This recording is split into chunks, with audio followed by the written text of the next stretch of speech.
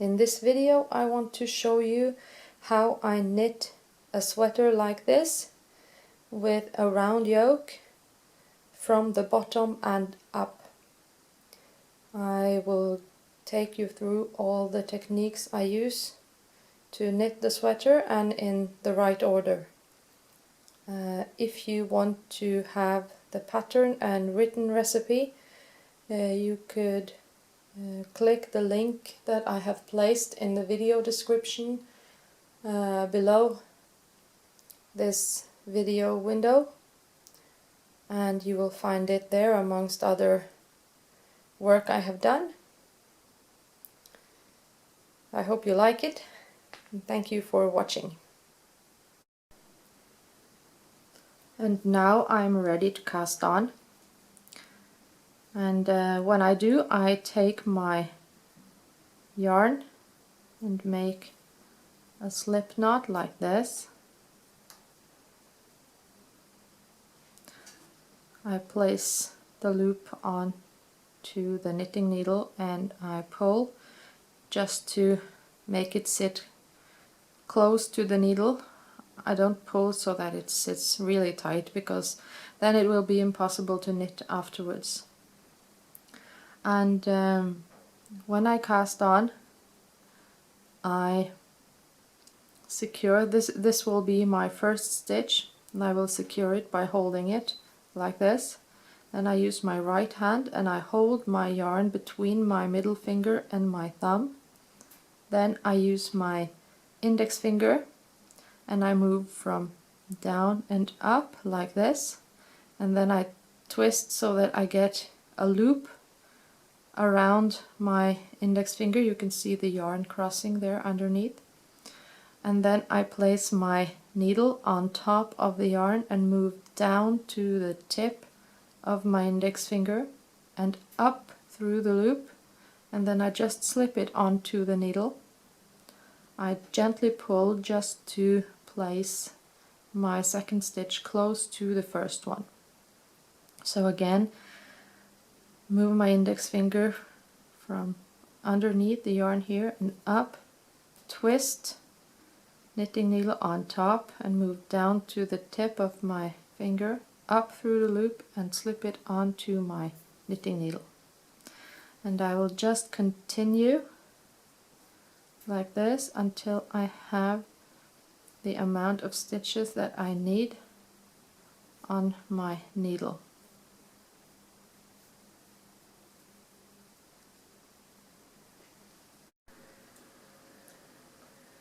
Now my cast on is finished and I want to begin to knit the ribbing.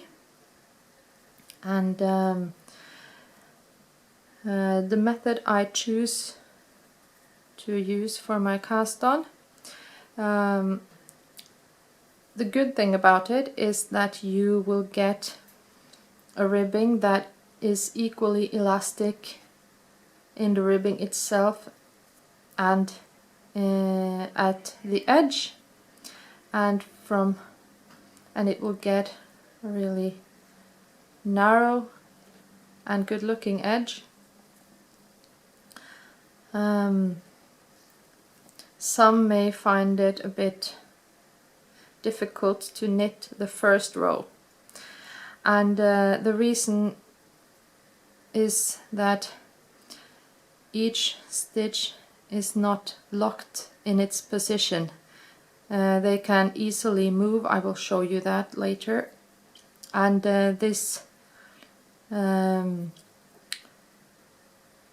because of this, you will have to go a bit slow in the first row. After you have finished the first row, this will no longer be an issue, and in my opinion, the result is really good. So I will begin to knit ribbing where I knit one and purl one. And for my first stitch, I will knit, and when I do, I usually begin here and I move up through the stitch like this to the tip of my index finger, and I go underneath the yarn to pick it up and bring it through the stitch like this and slip it off the needle. I make sure to place the first stitch close to the last one here to connect them, and the second stitch I will purl, and then I begin at the tip of my index finger. I go underneath the yarn and up through the stitch the same way. This one was just a bit tight, so I have to be careful here. This is why you should not cast on too tight. If you do, just loosen the stitch a bit and then try again. And there you go. And then I go underneath the yarn again the way I came, and I pick it up and bring it through the stitch and slip it off the needle.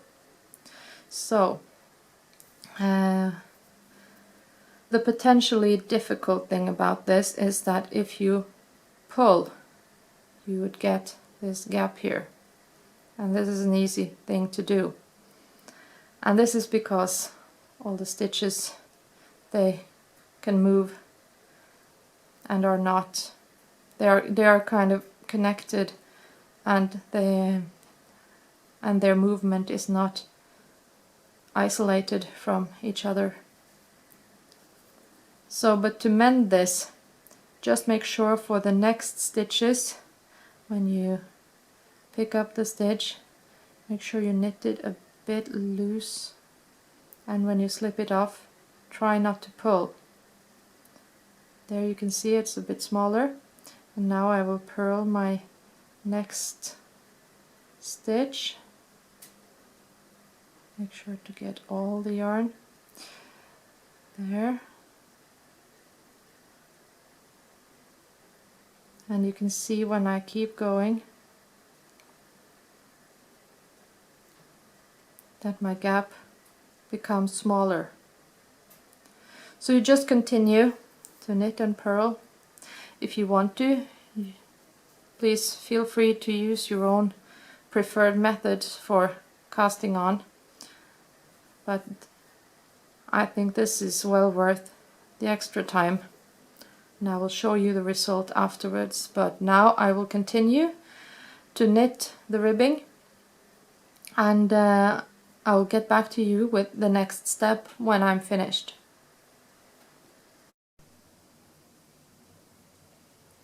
Now my ribbing is finished, and I'm back here at the beginning of my row. Now you can see how the edge is looking, and when I stretch it, you can see that the edge here is as stretchy as the ribbing itself.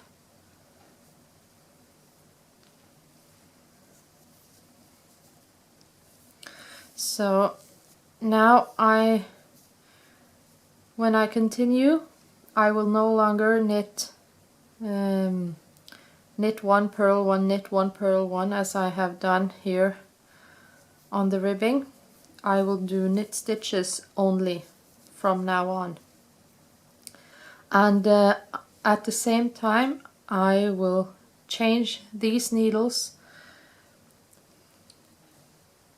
to these, because I want to go 1/2 needle size up. So this is 2 millimeters, this is 2.5, and the easiest way to do that is just to begin, instead of using this when I knit, I just use this and I knit all the stitches onto this needle. And when I do my knit stitches over the knit stitches in the ribbing, I do it the same way as I have done before. But when I knit the purl stitches, instead of sticking my knitting needle in here from the left, I go from the right and in between here.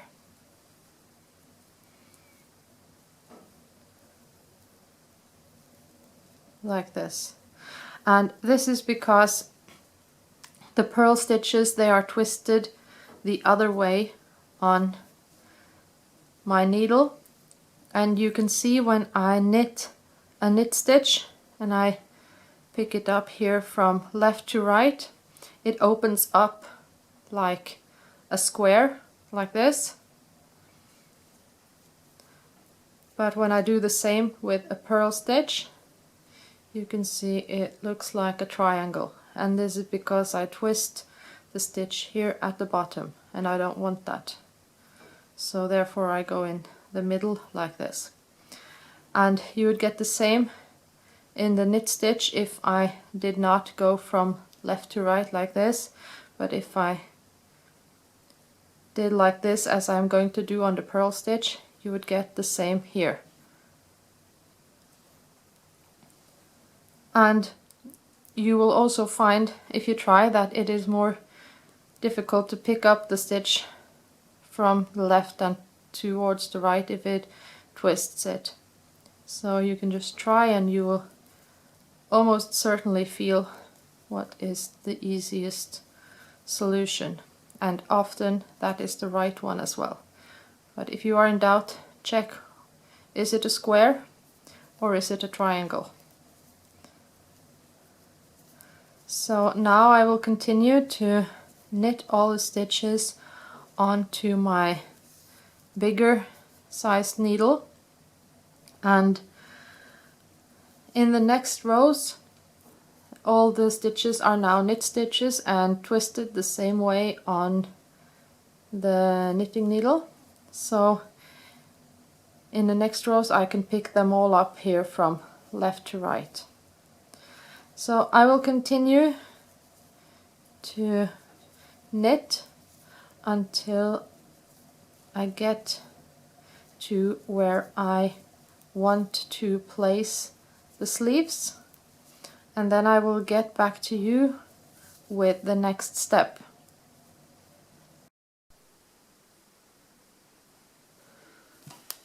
Now I have reached the length that I want on the body of the sweater, and I will begin to prepare for attaching sleeves. So what I do first is that I place one marker here at the beginning of the row and one in each side, here and here, and the ones in the sides are to mark where the sleeves are going. So I will, and the markers are placed in between two stitches like this. So I will just begin to knit my row here, and I will stop when I have 4 stitches left before the first marker for the sleeve. And when I am here, I will get back to you with the next step.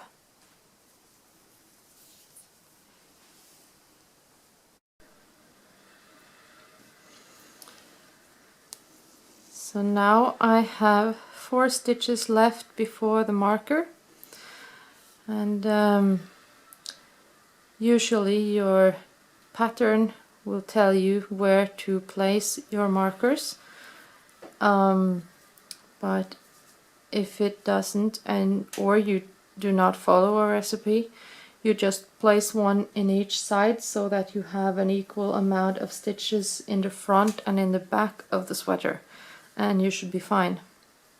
So now I I will cast off 8 stitches, 4 on each side of the marker. And to do so, I begin by knitting 2 stitches, then I slip the first stitch over the second and off the needle like this. So now I have cast off 1 stitch. I knit 1 more stitch, and I take the other one and I slip it over the one I just knitted. So now I have cast off 2 stitches.